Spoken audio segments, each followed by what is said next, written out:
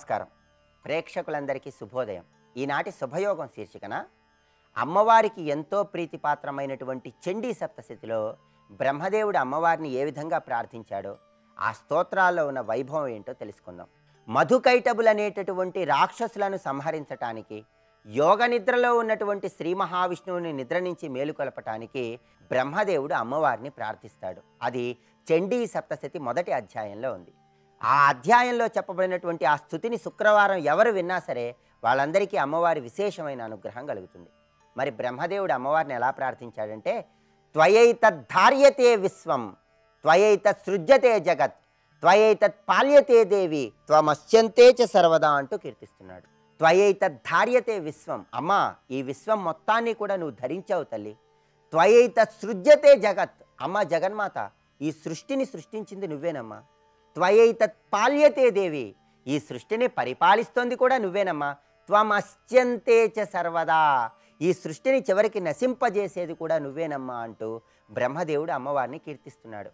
అదేంటి, సృష్టి చేసేది బ్రహ్మదేవుడు, స్థితి చేసేది విష్ణుమూర్తి, లయ సంహారం చేసేది పరమేశ్వరుడు కదా అని మనకు సందేహం వస్తుంది.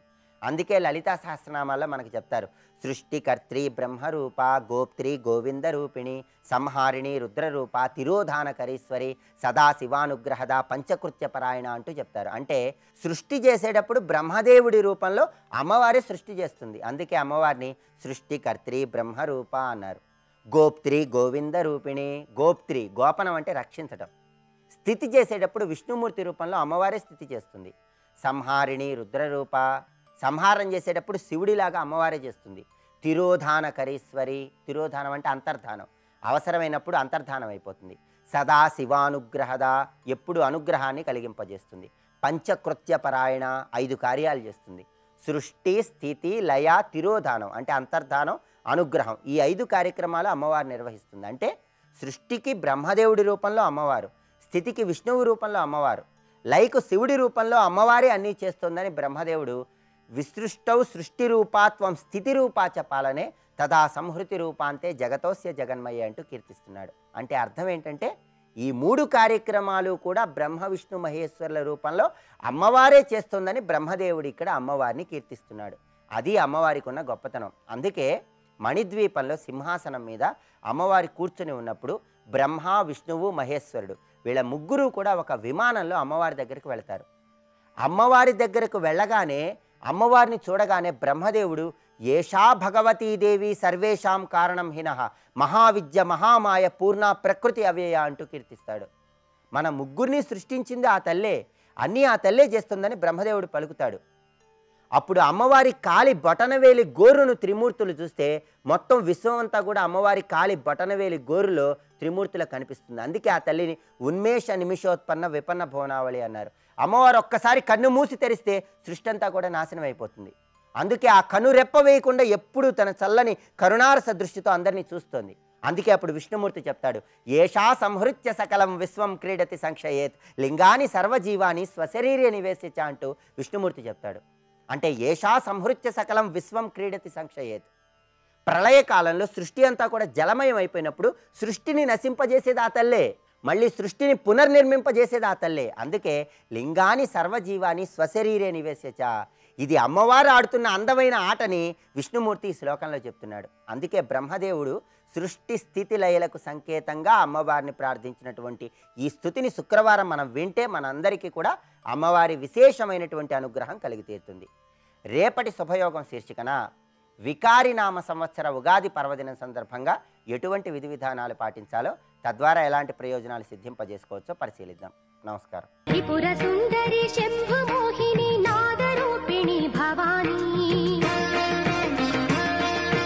దాక్షాయణి కాత్యాయని కరుణించముని భక్త కోటిని. లహరి వాక్యం భగవత్పాదులు వారిదే. ఆయన ప్రయోగించాలంటే అక్కడ సౌందర్యాలు అంటారు, శివానంద లహరి అంటారు, ఆనంద లహరి అని మరొక గ్రంథాలు రచించారు. లహరి శబ్దం ఆయనే వాడగలడు. అవి నేనే రాశాను ఆయన అని చెప్పడానికి ఇక్కడ పదం పెట్టాడు ఆయన. లహరి అనడంలో ఇప్పటివరకు ఏం చెప్పుకున్నాం, నిఖిలేషు ప్రవహంతి. ఇంకొక అర్థం చూద్దాం. ప్రవాహానికి ఎప్పుడు తాజాదనం ఉంటుంది. ఒక స్టాగ్నెంట్కి ఒక ఫ్లోకి ఎంత తేడా ఉంటుందండి. నీటిని నిలవగా పడేస్తే తాజాదనం ఉండదు. నీరు ప్రవహిస్తోందంటే నిత్యం తాజాగా ఉంటుంది. కనుక అమ్మవారి సౌందర్య లహరి అంటే నిత్యనూతనమైన సౌందర్యం అని చెప్పడం దాని యొక్క మరో భావం. మూడవ భావం ఏంటి? లహరి అనే మాటలో అది నిరంతరాయం అని చెప్పడం. లహరి అంటే కెరటాలు తరంగాలు వస్తుంటాయి ఒకదాని వెంట ఒకటి, దీన్ని పౌనఃపుణ్యం అంటాం. ఒకదాని వెంట తరంగితం అని మరొక మాట. అది నిరంతరాయంగా ఉంటుంది, శాశ్వతం అని చెప్పడానికి లహరి శబ్దం. కానీ నిత్య ప్రవాహ రూపం, నిత్య నూతనం, శాశ్వతం అని 3 శబ్దములు చెప్పడానికి లహరి వాక్యం వాడారంటే ఇక్కడ. సచ్చిదానంద లహరీం. ఆవిడ ఎక్కడుంది? ఆవిడ ఇప్పుడు కామేశాంకవాసిని. ఆ కామేశ్వరుని అంకములో కూర్చునున్నది. అంకములో కూర్చోవడంలో ఔచిత్యం ఏంటి? ఇది కూడా తెలియాలండి. ఒళ్ళో కూర్చోబెట్టుకోవడం ఎందుకయ్యా అంటే వారిద్దరూ వేరువేరు కదయ్యో ఒకే స్వరూపాన్ని తెలియడం కోసం అది చూపించారయ్యా అంటున్నారు. ఈశ్వరుని ఆధారం చేసుకుని ఆవిడింది. ఆవిడ పేరు శ్రీ. శ్రీ అంటే ఆశ్రయంగా ఉన్నది, ఆశ్రయించుకున్నది. 2 అర్థాలు ఇక్కడ. శ్రయతే శ్రీయతే ఇది శ్రీ. ఏమి భాష అండి, ఏమి సంస్కృతం, ఏమి దేశం, ఏమి ధర్మం, ఏమి జ్ఞానం, ఏమి పదాలండి ఇక్కడ. శ్రీయతే శ్రయతే. ఆవిడ మనకు ఆశ్రయం ఇస్తోంది, ఆవిడ ఆశ్రయించుకుంది. ఎందుకంటే శక్తిని మనందరం ఆశ్రయించుకున్నాం, శక్తి ఈశ్వరుని ఆశ్రయించుకున్నది. ఎలాగంటే మనందరికీ వెలుగు కావాలి, వెలుగుకి సూర్యుడు కావాలి, అవుననేది ఇక్కడ.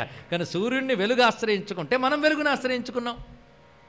ఆ భావం చెప్పడంలోనూ గొప్పడుంది. మనందరికీ ఆశ్రయమైనటువంటి వెలుగు సూర్యుడికి వేరు కాదు, మనందరికీ ఆశ్రయమైన శక్తి శివుడికి వేరు కాదు. కనుక శివుని ఆశ్రయించుకునుంది అని చెప్పడమే ఆయన అంకములో భాషించడంలో ఉన్న అర్థం. వామాంక స్థిత జానకి అనే అదే అర్థం. ఇక్కడ కామేశుని వామాంకలనుందన్న అదే అర్థం. అందుకే ఈ రమ్యమైన ఈ భావాన్ని మనం పరిశీలిస్తే తత్ర కామేశ వామాంకే ఖేలంతీం అలికుంతలాం సచ్చిదానందలహరీం మహాలక్ష్మీం ఉపాస్మహే. మహాలక్ష్మి ఎందుకన్నాడండి? వెంటనే అనుభవం ముడివేస్తాం. మన ఫిక్స్డ్ కూడా అభిప్రాయాలు ఉన్నాయి. లక్ష్మి అంటే విష్ణుపత్ని, గౌరీ అంటే శివపత్ని, సరస్వతి అంటే బ్రహ్మపత్ని. కానీ లక్ష్మీ శబ్దం పరాశక్తికి సంబంధించిన మాట. పరాశక్తి అంటే చిచ్చక్తి. ఇది తెలియాలి అంటే మొత్తం సప్తశతి పారాయణ చేసిన తర్వాత ప్రాధానిక రహస్యం అని పారాయణ చేస్తారు. అది మంత్రశాస్త్రం నుంచి తీసుకురాబడింది. ఆ ప్రాధానిక రహస్యం అంటే ఏది ప్రధానమో చెప్తారు. ప్రధానం ఏమిటి అంటే సృష్టికి పూర్వం ఉన్న ఒక శక్తి ప్రధానం. ఇంతవరకు చెప్పుకున్న సారాంశం అదే. ఆ చిచ్చక్తికి పేరు మహాలక్ష్మి. ఈవిడికి ఆద్యాలక్ష్మి అని పేరు. ఈ ఆద్యాలక్ష్మి నుంచి ముగ్గురమ్మలు ముగ్గురయ్యలు వచ్చారట. ఆ ముగ్గురమ్మలే లక్ష్మి, సరస్వతి, కాళీ అని ముగ్గురు రావడానికి మూలమైన దానికి మహాలక్ష్మి అని పేరు. మీరు పరిశీలించండి, మహాలక్ష్మికి ఒక పేరుంది, కామజనని. అందుకే లక్ష్మీదేవి అష్టోత్తర శతనామాల్లో కూడా కామాక్షిం క్రోధ సంభవం, ఆవిడ కామజనని. మీరు బ్రహ్మాండ పురాణం చదివితే కాముడు శివుని కంటి మంటల్లో దగ్ధమయ్యాక ప్రళయం ఏర్పడితే లక్ష్మీదేవిని ప్రార్థిస్తే ఆవిడ కళ్ళ నుంచి సృష్టించిందిట. అదే అనంగజనకాపంగ వీక్షణ. అరే లక్ష్మీదేవి చేసిందని చెప్తాడు, వెంటనే లలితాదేవి దగ్గర తీసుకొచ్చాడు. ఆగమ శాస్త్రాల్లో ఒక మాట ఉన్నది, శివుని అంకమునందు ఉన్న లక్ష్మీదేవికి నమస్కారం అన్నాడు. ఆ మాటకు వస్తే లక్ష్మి ఎవళ్ళో లేదండి. యాదేవి సర్వభూతేషు లక్ష్మీ రూపేణ సంస్థిత. అందరి భూతములు యందు లక్ష్మి ఉందిట. అటువంటిప్పుడు అందరి భూతాలు లక్ష్మి ఉన్నప్పుడు గణపతి దగ్గర ఉన్న లక్ష్మిని తలంచుకుంటూ తప్పే ఉంది. ఎవడి లక్షణ శక్తి వాడికి లక్ష్మి అని ఒక్క జ్ఞానం తెలిస్తే, లక్ష్మీ శబ్దానికి అర్థం తెలిస్తే అర్థమైపోయింది. కానీ ఎవడి శక్తి వాడికి లక్ష్మి, గణపతి యొక్క శక్తి ఆయనకి లక్ష్మి, ఆవిడ పేరు గణేశ లక్ష్మి. లక్షణ శక్తి లక్ష్మి అయిపోయింది. ఒక్క పదానికి అర్థం తెలిసిపోతే సమన్వయం అర్థమవుతుంది. కానీ లలితయే లక్ష్మి. మరి మహాలక్ష్మీ మృడప్రియ ఎక్కడో విన్నట్టుంది కదా, అది లలితా శాస్త్రంలో అదే. మహాలక్ష్మీ, ఇక్కడ మహాలక్ష్మి అనే శబ్దం వాడాడు. మహాకాళి, మహాలక్ష్మి. మహాశబ్దం ఎప్పుడూ కూడా ముగ్గురింటికి మూలమైన దాన్ని మహాశబ్దం వాడాలి. అది ఒక రహస్యం. ముగ్గురింటికి మూలమైన దానికి మహశబ్దం వాడాలి. కానీ ఎవరైతే బ్రహ్మ విష్ణు రుద్రులుగా ఉన్నాడో వాడి పేరు మహాదేవుడు. ఆయన సర్వవ్యాపుడు కనుక ఆయన పేరు మహావిష్ణువు. ఆయన శక్తి మహాలక్ష్మి అన్నారు. ఇక్కడ అయిపోయింది ఇక్కడ అంతే. కానీ మహాలక్ష్మి అన్న లలిత అన్న ఒక్కటే, పరాశక్తి అని అర్థంలోనే ఇక్కడ వాడారు. పైగా కామాక్షి కదా, కంటి చూపుల తల్లి కదా, ఇది రహస్యం. అమ్మవారి పేరు కామాక్షి. కామాక్షి అనే శబ్దానికి కింద సాయిక్షత సాకామయత అన్వయించాం. కానీ తన చూపులతోనే భక్తుల కోరికలన్నీ తీర్చేస్తుందిట. మరి కోరికంటూ లేకుండా చేయగల శక్తి అమ్మ చూపుకుందండి ఇక్కడ. ఇది ఆలోచించమన్నాడు. మరి కోరికంటూ లేకుండా చేస్తుందిట. మరి కోరికంటూ లేకుండా ఉన్న స్థితి ఎప్పుడు వస్తుంది? మోక్షంలోనే వస్తుంది. ఆప్తకామ పూర్ణకామ అని మోక్షస్థితిలో ఉన్న పేరు. అన్ని కోరికలు తీరిపోయాయి. పూర్ణకాముడు అంటే అన్ని కోరికలు తీరినవాడు కాడు, ఏ కోరిక లేనివాడు. హృదయమంతా పరమానందంతో నిండిపోయాక ఇంకేం కావాలండి ఇక్కడ? వాణ్ణి పూర్ణకాముడు ఆప్తకాముడు అంటారు. కానీ అమ్మ చూపు పడితే ఆ స్థితి వస్తుంది గనక కామాక్షి అని అర్థం ఇక్కడ. అంతేగాని అన్ని కోరికలు తీర్చేస్తుంది అంటే ఒక విధంగా కామద అన్నారు. కామద అనే మాటని శంకరులు ఎంత అందంగా వర్ణిస్తారంటే, కామముల్ని దా ఇచ్చున్నది, దదాతి ఇది దా, దహతి ఇది దా అన్నారు ఇక్కడ. కామముల్ని కాల్చిపారేస్తుంది పో అన్నాడు ఇక్కడ. అంతే కావాలి కదండి. జన్మలకి కర్మలకి హేతువైన కామాన్ని తగలబెట్టేయడం జ్ఞానం అనే అగ్ని వల్లనే సాధ్యమవుతుంది కనుక, చూపు ప్రకాశ స్వరూపం కనుక తన కంటి యొక్క జ్ఞానమనే ప్రకాశాన్ని మనకు ప్రసరింపజేసి కామాన్ని దాటిన మోక్షమనే పూర్ణస్థితినిస్తోంది కనుక కామాక్షి. అంతేకాదు ప్రపంచంలో ఎవరి కోరికలు కూడా తీరుస్తుంది, అది కూడా తన చూపుతోనే తీరుస్తుంది ఆ తల్లి ఇక్కడ. అందుకే లక్ష్యతే దృశ్యతే విశ్వం స్నిగ్ధదృష్ట్యా యయానిశం దేవీభూతాశ్చ మహతి మహాలక్ష్మీతి శోచ్యతే అంటుంది దేవీ భాగవతం నిర్వచనం ఇది ఇక్కడ. లక్ష్యతే దృశ్యతే విశ్వం. లక్ష్మి అనే మాట ఎందుకు వచ్చిందంటే లక్షించున్నది లక్ష్మి, లక్షించున్నది లక్ష్మి. లక్షించుట అంటే చూచుట. ఆ మాత్రం లక్ష్యం లేదు, లక్షణంగా ఉందండి అక్కడ. లక్షించుట అంటే చూచుట, చూడబడేది లక్ష్యం, చూడడం లక్ష్యం, లక్షించుట. ఆ తల్లి చూస్తోంది మొత్తం జగత్తునంతటిని. ఆ చూపుల్లోంచి అమృతములు ప్రసరించి జగత్తంతా పోషింపబడుతుంది. కానీ చూపులతోనే పోషిస్తోంది ఆ తల్లి. అందుకే తన చూపులతో జగత్తును చూస్తోంది. ఎలాగూ స్నిగ్ధ దృష్ట్యా. ఏం మాట! స్నిగ్ధ అంటే కరుణతో తడిసినటువంటి చూపులతో, అదే ఆర్ద్ర. ఆ కరుణతో తడిసిన చూపులతో ఈ ప్రపంచాన్ని చూస్తూ కాపాడుతోందండి. అందుకే అరుణ మనగానే వెంటనే కరుణాతరంగితాక్షి అనవలసింది ఇక్కడ. ఆ కరుణాతరంగితాక్షివే లక్ష్మి, మరొకటి కాదు. లక్ష్మి అంటే చూసే తల్లి. మరి కామాక్షి లక్ష్మి కాకేమవుతుందండి? రెండు పేర్లు కొట్టున్న సామీప్యం కనుక ఇక్కడ చెప్పబడుతున్న కామాక్షి తత్వాన్ని తెలియాలంటే శ్రీ విద్యలో అమ్మవారిని ఆరాధించేటప్పుడు సంప్రదాయంలో ఈక్షత్యాత్మికా శక్తిం మనకు మాట ఉన్నది. ఈక్షత్యాత్మికమైన శక్తిని ఇప్పుడు ఆరాధించబోతున్నాను అని సంకల్పంలో చెప్తారు ఇక్కడ. ఆ ఈక్షత్యాత్మిక శక్తే సంకల్ప శక్తి, అదే ఐక్షత, అదే కామాక్షి, అదే లక్ష్మి. పదముల యొక్క సామ్యం తెలుస్తోంది కదా. కానీ మహాలక్ష్మి అంటే పరమేశ్వరుని యొక్క మహాసంకల్ప శక్తి. తన చూపులతోనే జగత్తునంతటిని అనుగ్రహించే తల్లి.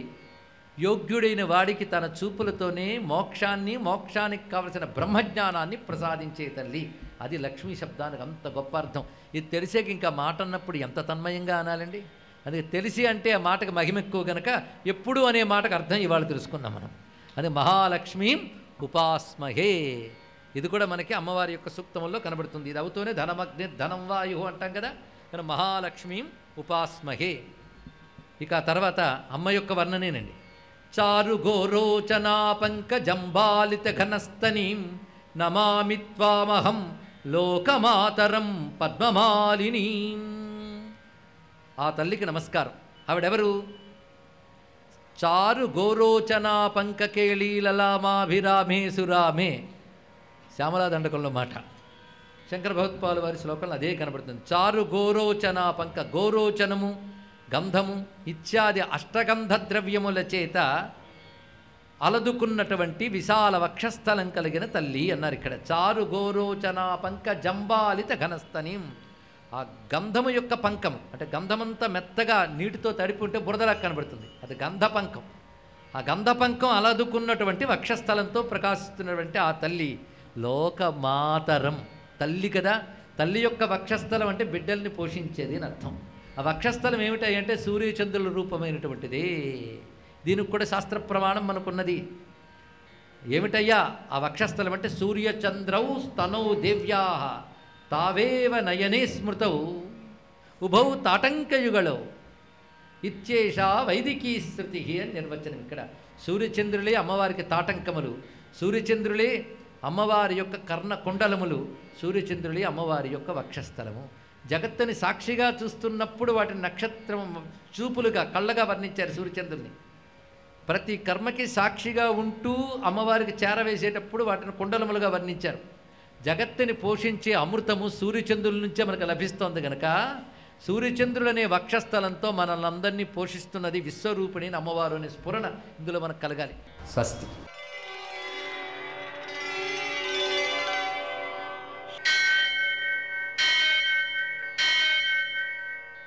సహస్రశీరుషం దేవం విశ్వాక్షం విశ్వశంభువం విశ్వం నారాయణం దేవమక్షరం పరమం పదం విశ్వతః పరమాం నిత్యం విశ్వం నారాయణగుం హరిం విశ్వమేవేదం పురుషస్తద్విశ్వముపజీవతి పతిం విశ్వస్యాత్మేశ్వరగుం శాశ్వతగుం శివమచ్యుతం నారాయణం మహాజ్ఞేయం విశ్వాత్మానం పరాయణం.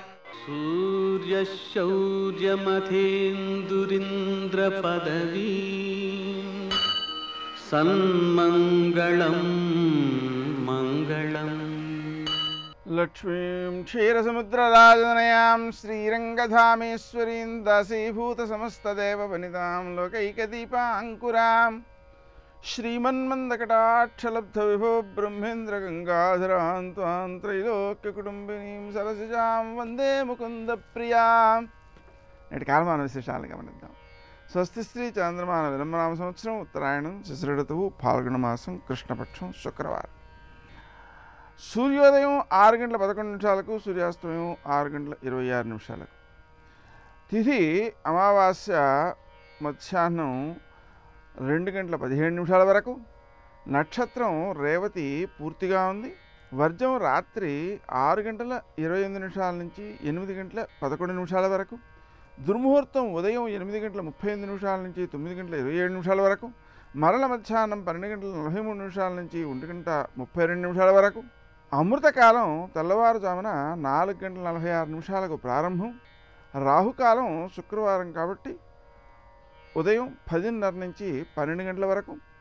అష్టగౌరుకు రీత్యా శుభప్రదమైన సమయం ఉదయం 7:30. నేటి విశేషం శుక్రవారం అమావాస్య. ఈ రెండు కూడా లక్ష్మీదేవికి చాలా ప్రీతికరమైనవి కావడం వల్ల మనం అమావాస్య ఉన్నంత వరకు అంటే మధ్యాహ్నం వరకు కూడా చేసుకోవచ్చు. లక్ష్మీనారాయణులను పూజించుకోవడం ద్వారాను, పద్మాలతో అర్చించుకోవడం ద్వారాను, పాయసం నివేదన చేయడం ద్వారాను, నిమ్మకాయ పులిహార నివేదన చేయడం ద్వారాను శుక్రగ్రహ అనుగ్రహం సిద్ధిస్తుంది. సంపదకు లోటు ఉండదు. అనుకూలమైనటువంటి సత్ఫలితాలు సిద్ధిస్తాయి. అమ్మవారి అనుగ్రహంతో సిద్ధలక్ష్మి, మోక్షలక్ష్మి, జయలక్ష్మి, విద్యాలక్ష్మి, సంపద, వరలక్ష్మి. వరలక్ష్మి అంటే శ్రేష్టమైన వస్తువులను స్వీకరించగలిగిన జ్ఞానశక్తి అన్నమాట. ఇలా మనం పలు విధాలైనటువంటి అమ్మవారి యొక్క ప్రయోజనాలను మనం పొందగలుగుతాం. శుక్రవారం అమావాస్య కలవడం ప్రత్యేక విశేషం అన్నమాట. అమావాస్య కాబట్టి సముద్ర స్నానం పర్వదినంగా చేసినట్లయితే సకల తీర్థాల్లో స్నానం చేసిన సత్ఫలితం సిద్ధిస్తుంది. మనం సాధక బాధకాలన్నింటినీ జయించి పుష్కర స్నానాలకు పెడుతుంటాం. సకల తీర్థాలు ఉంటాయి ఆ కాలంలో అనే ఉద్దేశంతో. అలాంటిది ప్రతి మాసంలోనూ పూర్ణిమకు అమావాస్యకు సముద్ర స్నానం చేసినట్లయితే సకల తీర్థ స్నాన ఫలితం సిద్ధిస్తుంది. నేటి ఆణిమత్యాలు.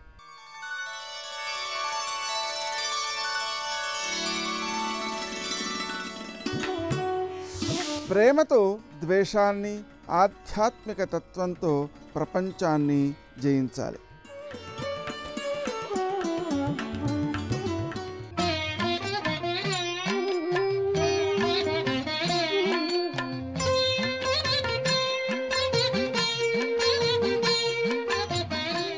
ఓం నమో నారాయణాయ. ఓం నమః శివాయ. శ్రీమాత్రే నమః. ఈరోజు శుక్రవారం. ధనలక్ష్మి ఆగమన తత్వరీత్యా ఆ తల్లి లక్ష్మీదేవిని అర్చన చేసేటువంటి విధి విధానంలో మనం మనస్ఫూర్తిగా త్రికరణ శుద్ధితో ఆ తల్లిని కొలుస్తూ పాలల్లో గనక ఏలకుల పొడి అనేటువంటిది వేసి నైవేద్యంగా గనక సమర్పించినట్లయితే తప్పనిసరిగా ఆ యొక్క నైవేద్య బలం చేత మనకు లక్ష్మీదేవి యొక్క అనుగ్రహాన్ని సాధించుకోవచ్చు. దాన్ని పూజ అనంతరం తీర్థంగా గనక తీసుకున్నట్లయితే లక్ష్మీదేవి తన దివ్యవంతమైన అనుగ్రహాన్ని మనకు ప్రసాదింపచేస్తుంది.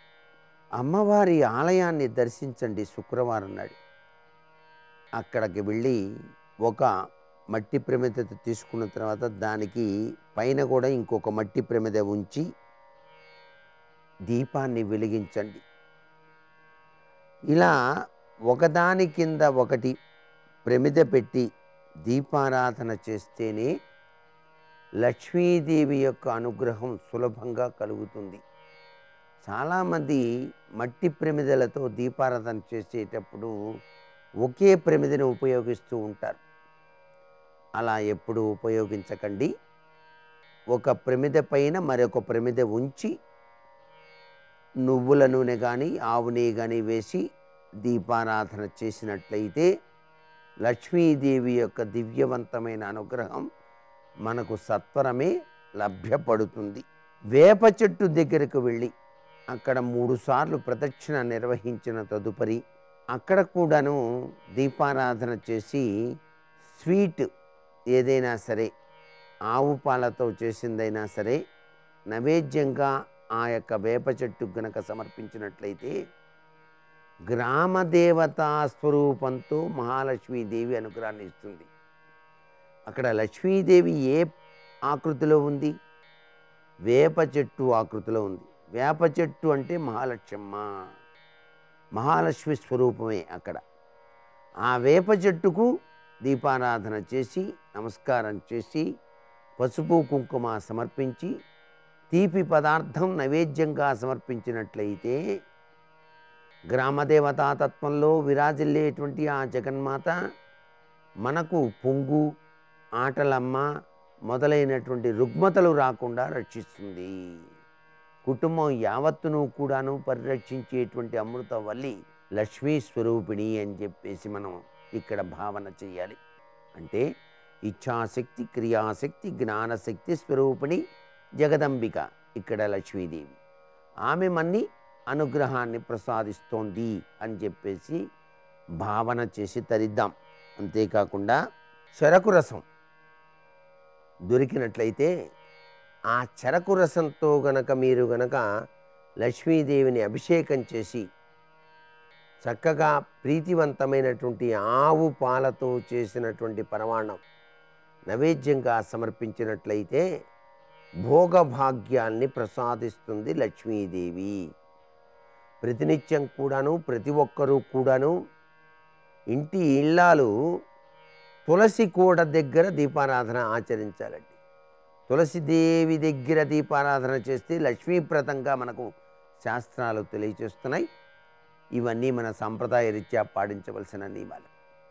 సర్వే జనా సుఖినో భవంతు. రాముడు రాఘవుడు రవి పులుడితడు భూమి జక్కుపతి అయిన పురుష నిధానము. రాముడు రాఘవుడు రవి పులుడితడు. ఏమయ్యా, నువ్వు ఒక్క విషయాన్ని ఆలోచించు. ఇప్పుడు నీ చేతిలో దెబ్బలు తిని నిత్తురు కారి వెళ్ళిపోయాడు నీ తమ్ముడు. వెళ్ళిపోయిన వాడు అంతలో తిరిగి వచ్చాడు. అంతలో తిరిగొచ్చి మళ్ళీ పెద్ద సింహనాదం చేస్తున్నాడు. ఇంత పెద్ద సింహనాదం చేస్తున్నాడు అంటే ఏదో ఉండి ఉండాలి. నీకు శంక కలగట్లేదా అని అడిగింది ఆవిడ. శంకాం జనయతీవమే, నాకు అనుమానం కలుగుతోంది. ఇప్పుడిప్పుడు దెబ్బలు తిని వెళ్ళిపోయిన వాడు, నిన్ను గెలవలేనివాడు, నీకు భయపడి ఋష్యమూక పర్వతం మీద తిరిగేవాడు, నీకు శాపం ఉంది కాబట్టి అక్కడికి వెళ్ళవని తెలిసి అక్కడ తలదాచుకున్నవాడు ఇంతలో తిరిగి వచ్చి మళ్ళీ తొడకొట్టి నిన్ను ఎలా పిలుస్తున్నాడు యుద్ధానికి? నీకు ఆలోచన రావద్దా? మళ్ళీ వెంటనే వెళ్ళిపోతున్నావు. పైగా నువ్వు జాగ్రత్తగా విను, ఆ సింహనాదాన్ని విను ఒక్కసారి, తను చేస్తున్నటువంటి నాదాన్ని. అందులో ఒక విషయం వినపడుతోంది. అది నైవ దల్పస్య కారణం, అందులో చిన్న కారణం కాదు. ఏదో తెగింపుతో రాలేదు, ఏదో ధైర్యంతో వచ్చాడు. ఏదో ధైర్యం ఉంది వెనక, లేకపోతే అంత ధైర్యంగా మళ్ళీ అరవడం. అన్ని దెబ్బలు తిన్నవాడు ఏదో పిచ్చి తెగింపుతో వస్తే ఓలా అరుస్తాడు. చాలా ధైర్యంతో, ఈసారి నువ్వు అన్న ధైర్యం కనపడుతోంది ఆ అరుపులో. అలా అరుస్తున్నాడు, ఆ నాదం అలా వినపడుతోంది. ఆగు వాలి, నా మాట విను. ఈ మధ్యనే మన పుత్రుడైన అంగదుడు ఆ సరిహద్దు ప్రాంతానికి వెళ్ళాడు, అరణ్యం దగ్గరికి. గూఢచారులు వచ్చి చెప్పారు, కోసల దేశాధిపతి అయినటువంటి దశరథ మహారాజు గారి కుమారులైన రామలక్ష్మణులతో సుగ్రీవుడు స్నేహం చేశాడు. రామచంద్రమూర్తి అంటే సామాన్యుడు అనుకుంటున్నావేమో, నేను భోగట్టా చేశాను. భర్తకి కూడా తెలియకుండా విచారణ చేసింది. నేను కనుక్కున్నాను, యుద్ధమునందు అప్రమేయుడు, రామునికి ఎదురు తిరిగి 33 కోట్ల మంది దేవతలు యుద్ధం చేయలేరు, అంతటి మహావీరుడు. అటువంటి వీరుడితో సుగ్రీవుడికి స్నేహం కలిగింది. నువ్వు తొందరపడకు, బాగా ఆలోచించు, నీ తమ్ముడు తెలివైనవాడు, బాగా ఆలోచించకుండా ఎవరితో స్నేహం చెయ్యడు. 2 రెళ్ళు 4 అంత ఖచ్చితంగా లెక్క కట్టేసింది. సుగ్రీవుడు నిజంగా రాముడితో అలా స్నేహం చేయలే. ఏది, మా అన్న ఈ సాల వృక్షాన్ని పొద్దున్న పూట్ల వచ్చి దాని కాండం పట్టుకుని ఊపుతాడు, అది మోడైపోతుంది, ఆకులు కాయలు రాలిపోతాయి, ఏది బాణంతో కొట్టు చూస్తానన్నాడు. అంత తొందరగా నమ్మలేదు. 7 సాల వృక్షాలని కొట్టాడు. ఇన్ని పరీక్షలు పెట్టి ధైర్యం తీసుకుని యుద్ధానికి వచ్చాడు. ఇన్ని పరీక్షలు చెయ్యకుండా మీ తమ్ముడు ఎవరితో స్నేహం చెయ్యడు కాబట్టి పరీక్షించి చూసుకున్నాడు. రాముడితో స్నేహము వలన నువ్వు చచ్చిపోతావని నమ్మాడు. రాముని అండ ఉంది సుగ్రీవుడికి కాబట్టి నువ్వు నిహతుడవైపోతావు.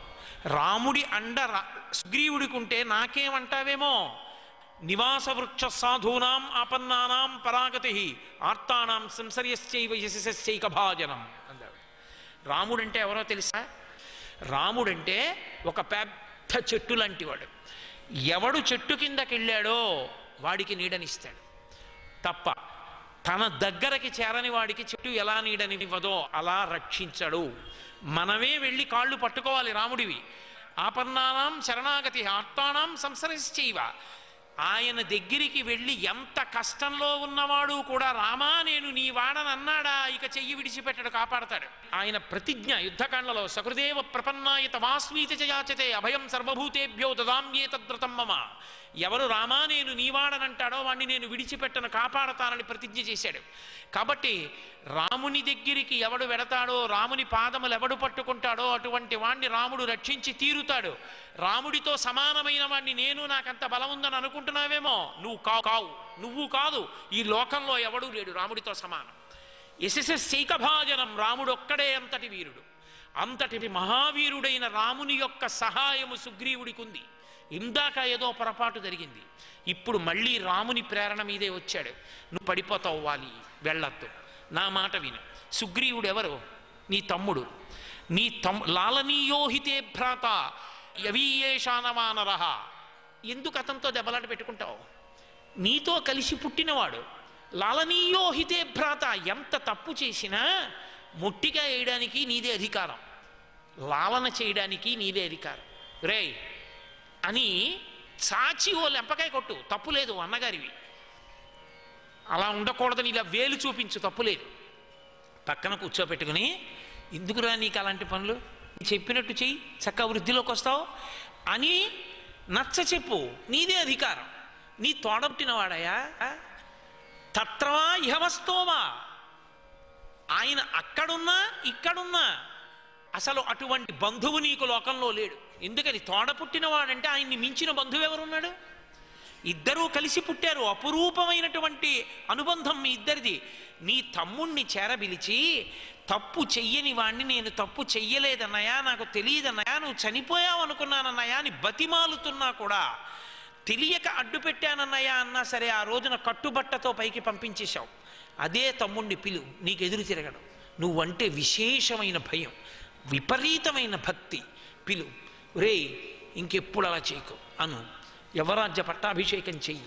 అంతటి మహాబలవంతుడు, అంతటి దూరదృష్టి కలవాడు. సుగ్రీవుడన్నందు సుగ్రీవుడే, అటువంటి తల ఉన్నవాడు. ఆయన్ని యువరాజుని చెయ్యి, నువ్వు మహారాజుగా ఉండు.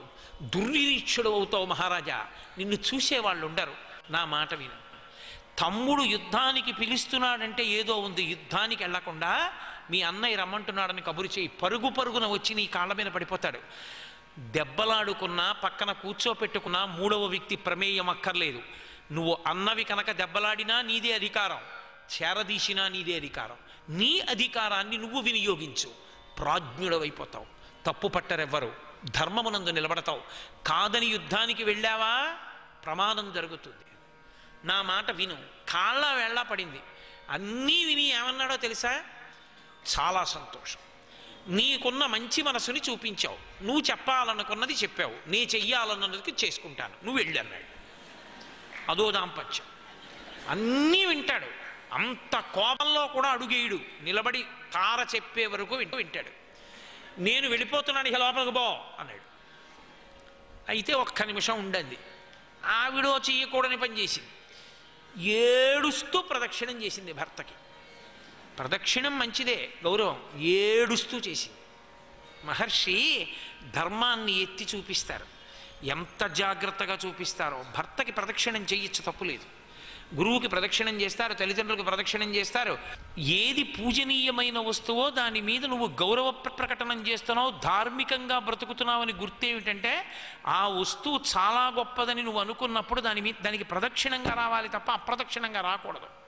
కనుక ఆమె ఏడుస్తూ ప్రదక్షిణం చేసింది. వాళ్ళకి యుద్ధానికి వెళ్ళాడు, రామచంద్రమూర్తి యొక్క బాణం పడింది, నిహతుడైపోయాడు. పడిపోయి ప్రాణం పోయేటప్పుడు అన్నాడు, తార చెప్పింది, నేను వినలేదు, అన్నీ విన్నాను, మనసుకు పట్టించుకోలేదు. ఇప్పుడు సుగ్రీవుణ్ణి పిలిచాడు, ఏడుస్తూ వచ్చాడు సుగ్రీవుడు.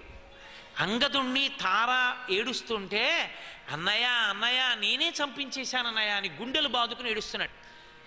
తార చెప్పిందిరా, మనిద్దరి మధ్య ఉండాలి కానీ మూడో వ్యక్తి ప్రమేయం అక్కర్లేదని చెప్పింది. నేను వినలేదురా, వినుంటే మన ఇద్దరం ఒకలా ఉందాం, వినని దానికి చచ్చిపోతున్నాను రా అన్నాడు. అన్నీ వింటాడు, పాటించాడు. అసలు ఎప్పుడూ భార్యను అడగడు రావణాసురుడు. భార్య ఎంత తప్పు చేసినా సమున్నతమైన గౌరవంతో మళ్ళీ అహల్య గురించి ఒక మాట అనడానికి వీలు లేకుండా ఆమెను ఉద్ధరించి పక్కన కూర్చోబెట్టుకుంటాడు గౌతముడు. ఎన్ని దాంపత్యాలు! దాంపత్యం అంటే ఏమిటో అర్థం చేసుకుంటే భార్యాభర్తలంటే అలా ఉండాలి. చక్కగా వినవలసిన మాట అయినప్పుడు, ఆమె చిన్నదైనా మంచి మాట చెప్పింది, నీ పెద్దవాడిని అవుతున్నాను కాబట్టి నాకు మరుపు వచ్చి ఇలా నిర్ణయించుకున్నాను కానీ ఆ మంచి మాట చెప్పింది, ఆ సహబాష్ మంచి మాట చెప్పావో అలా చేద్దాంలే అనగలగాలి. వద్దులే, నీ చెప్పే మాట విను, అలా ఉండకూడదు, ఇలా చేద్దాం అన్నాడు అనుకోండి, భర్త మాట ఆవిడ వినాలి. ఒకసారి ఆవిడ మాట ఆయన, ఒకసారి ఈవిడ మాట ఆయన. ఎక్కడ దేని వలన ధర్మం నిలబడుతుందో, ఎక్కడ దేని వలన వాళ్ళ దాంపత్యం అందంగా నడుస్తుందో దానికి తగినట్టుగా ఉండాలి తప్ప ఎప్పుడూ ఎవరిదో ఒకరిదే అధికారము దాంపత్యమునందుండదు. సర్వం శ్రీ ఉమామహేశ్వర పరబ్రహ్మార్పణమస్తు. స్వస్తి.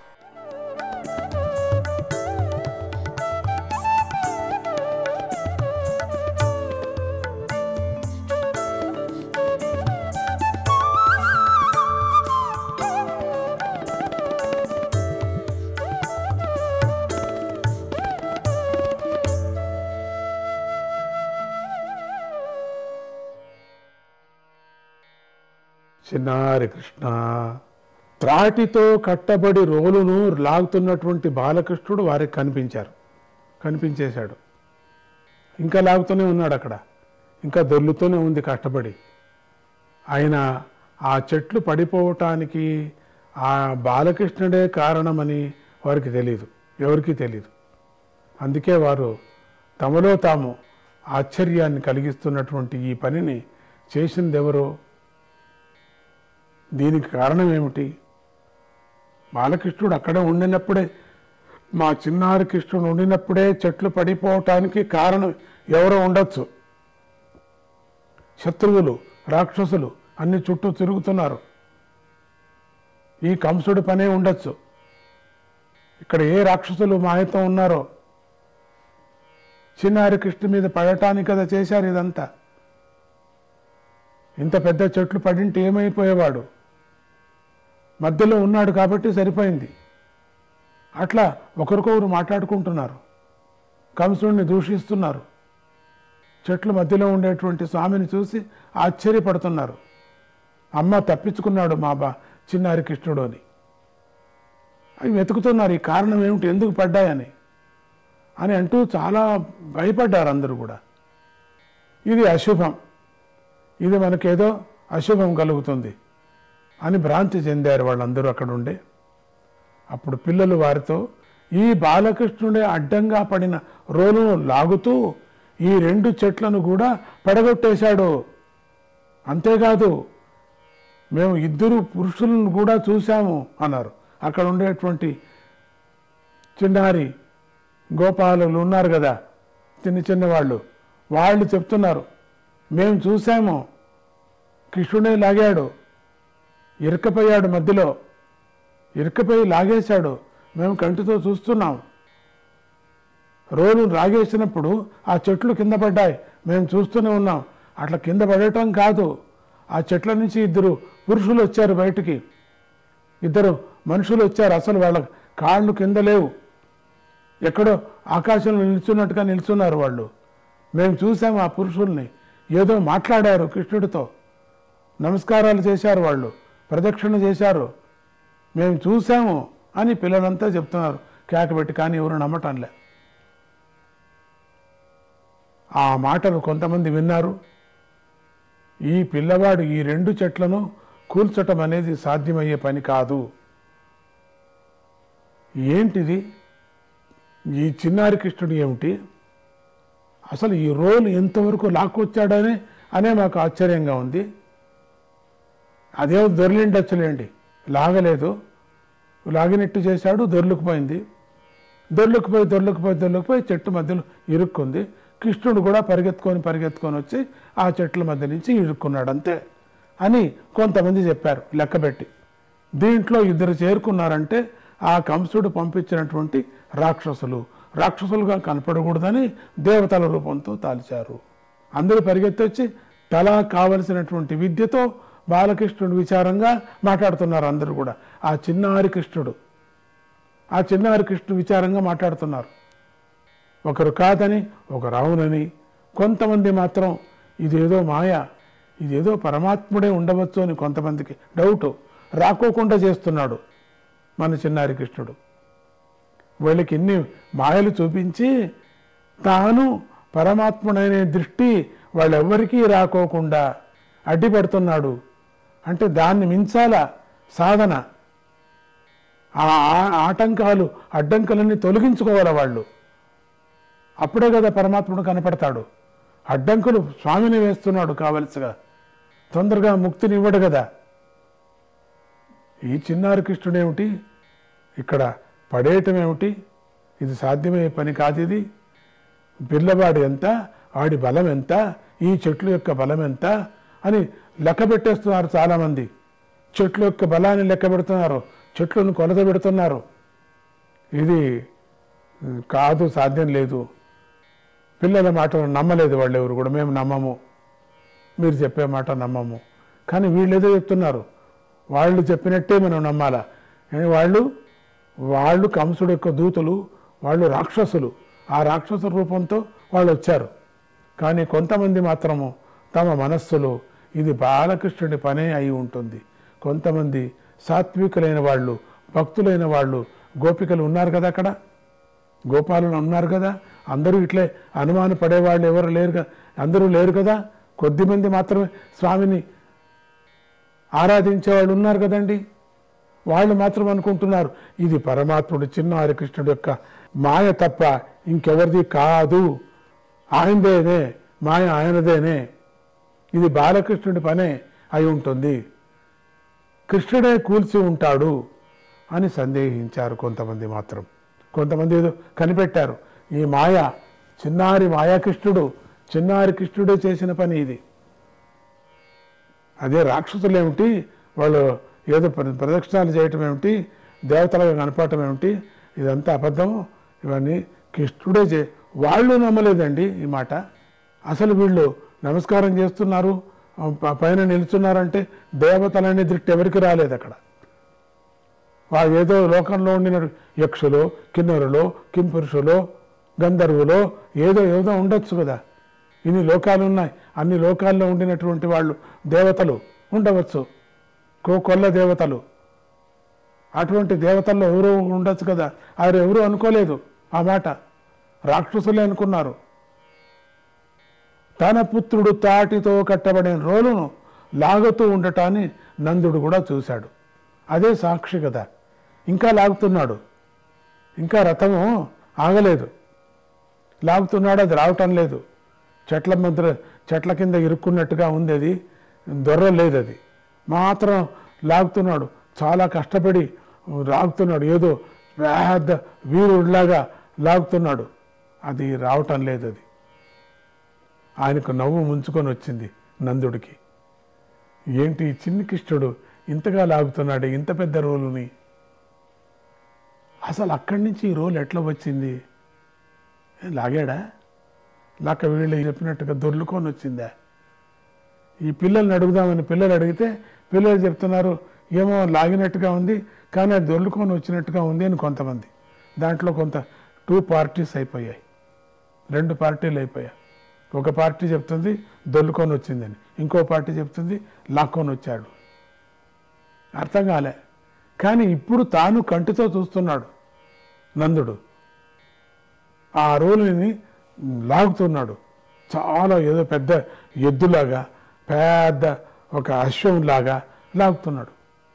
అది చూసి నందుడికి నాన్నకి నవ్వు వచ్చింది. నాన్నను సంతోషపెట్టాడు. కొంతమందికి సందేశాలు పూర్తిగా సందేహాలు ముంచేశాడు. కొంతమందికి పూర్ణ భక్తిని పెంచాడు. కొంతమందికి కంసుడు పంపించాడనే భూత వైద్యులు కొంతమందికి నమ్మించాడు. నానా భావనతో కలిగినటువంటి భావాలంతా కూడా ఆవరించి పెట్టేశాడు చిన్నారి కృష్ణుడు. కృష్ణ కృష్ణ కృష్ణ కృష్ణ కృష్ణ కృష్ణ.